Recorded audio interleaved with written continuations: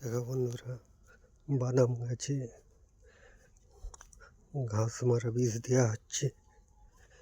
জড়া হুঁড়া মাঝে কুড়া যাবে নি, তার জন্য যে বিষ দেওয়া হচ্ছে। দেখো কীভাবে বিষ দিচ্ছে।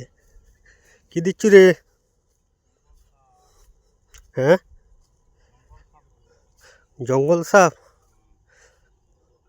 সব ঘাস মরে যাবে।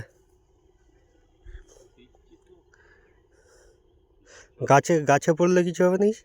গাছের কিছু হবে না, আবার এলিয়েই তো আস্তে আস্তে গাছে পড়লে তো মরে যাবে, তো পাতা চুয়ে যাবে। জড়া ভুঁড়া না, এটাই তো সমস্যা। জড়া ভুঁড়ার জন্যই এখন তো কুড়াও যাবে নি মাঝে।